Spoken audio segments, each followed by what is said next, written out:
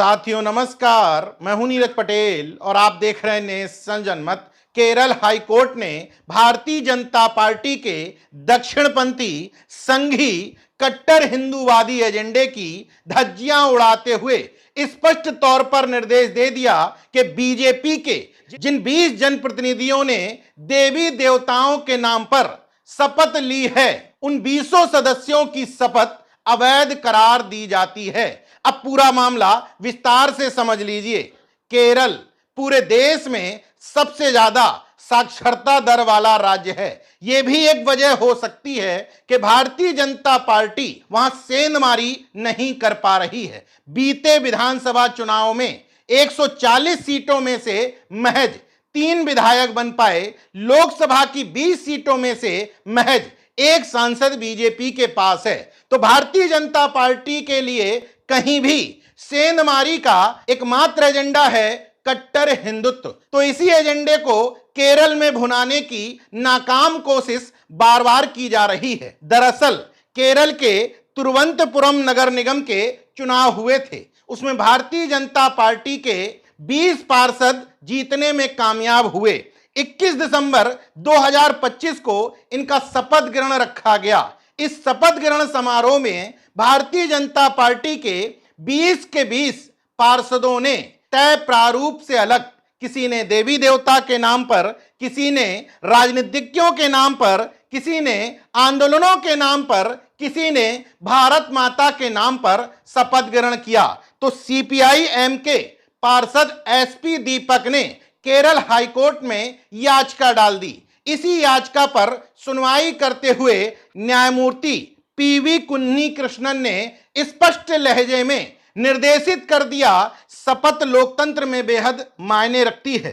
इसका मतलब जनता से वादा है कि चुना हुआ प्रतिनिधि ईमानदारी से काम करेगा, संविधान के हिसाब से चलेगा और लोगों की सेवा करेगा। इसलिए उसे नियम कानून के हिसाब से ही शपथ लेनी चाहिए। और ये कहते हुए 20 के 20 बीजेपी पार्षदों की शपथ रद्द कर दी। राज्य चुनाव आयोग को निर्देशित किया 4 हफ्ते के भीतर तय प्रारूप पर दोबारा से इनसे शपथ ग्रहण करवाओ। अब सवाल यह उठता है कि ईश्वर के नाम पर शपथ ली तो जाती है, इसकी भी व्याख्या करते हुए न्यायमूर्ति कुन्नी कृष्णन ने स्पष्ट किया कि शपथ के 2 ही प्रारूप हैं। पहला, ईश्वर के नाम पर, मतलब किसी देवी देवता का नाम नहीं लेना है। जिस भी धर्म से आप संबंधित हैं, संविधान की धर्मनिरपेक्षता का ख्याल करते हुए अपने अपने धर्म के ईश्वर अल्लाह गॉड प्रभु के नाम पर शपथ ली जा सकती है। ध्यान दीजिए, किसी देवी देवता या धर्म गुरु का नाम नहीं लिया जा सकता। दूसरा प्रारूप है जो ज्यादा साइंटिफिक और संवैधानिक माना जाता है। उसमें सत्यनिष्ठा के साथ संविधान को ध्यान में रखते हुए प्रतिज्ञापन किया जाता है।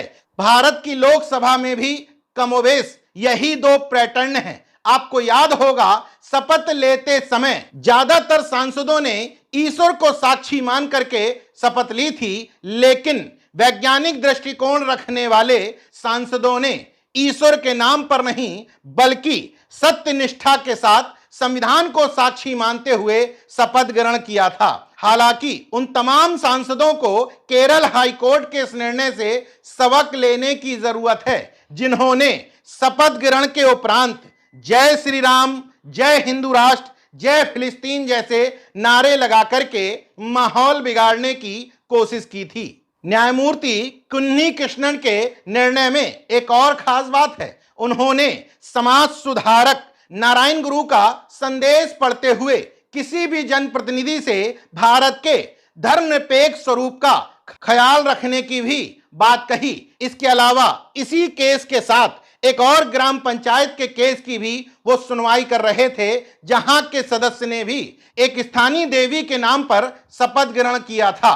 उस मामले में सख्त रुख अपनाते हुए जस्टिस साहब ने यहां तक कह दिया कि अभी तक ग्राम पंचायत सदस्य की हैसियत से जो भी निर्णय अमुक शख्स ने लिए होंगे, वो सभी निर्णय खारिज किए जाते हैं। हालांकि पार्षदों के मामले में उन्होंने छूट दे दी कि जो निर्णय अभी तक लिए गए थे उनको मान्य करार देते हैं, लेकिन दोबारा से शपथ ग्रहण तय प्रारूप पर ही करो।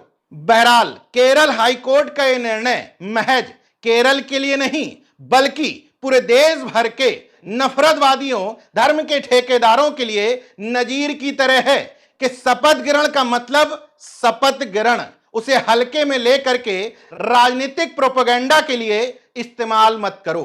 बाकी देखते रहिए नेशन जनमत, जागरूक और सजग बने रहिए। जय विज्ञान, जय संविधान, जय लोकतंत्र। धन्यवाद।